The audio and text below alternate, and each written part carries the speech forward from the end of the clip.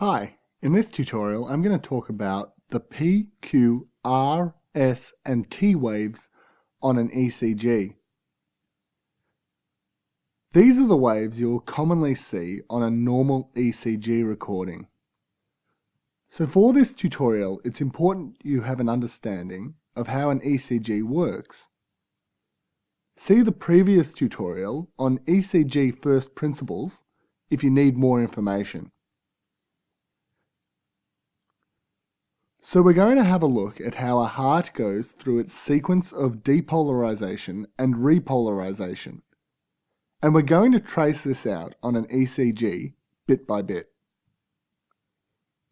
But first of all, here are the definitions of the waves which we will be talking about.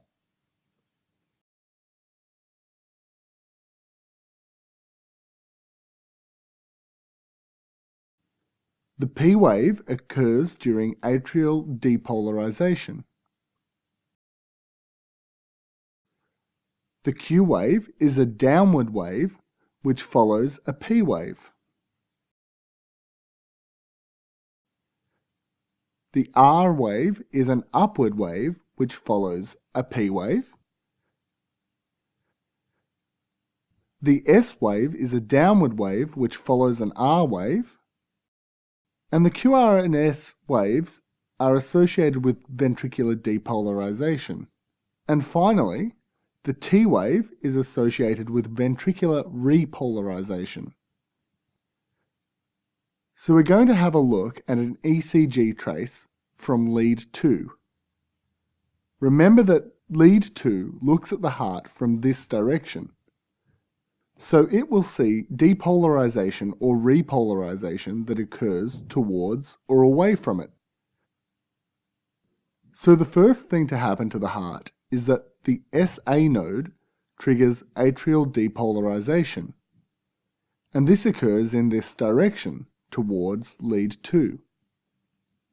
So we will see an upward deflection on the ECG like this.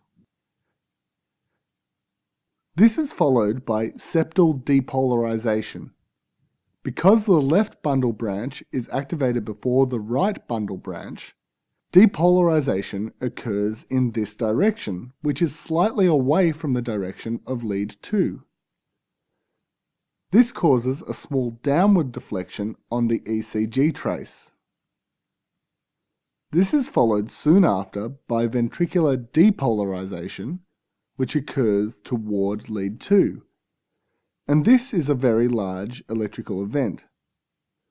This is seen on the ECG as a large upward deflection. Atrial repolarization occurs about this time, but is overshadowed by the large amount of electrical activity occurring in the ventricles.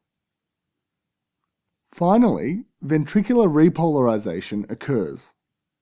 This occurs in the opposite direction to ventricular depolarization, but because it is repolarization rather than depolarization, an upward deflection is seen on the ECG trace.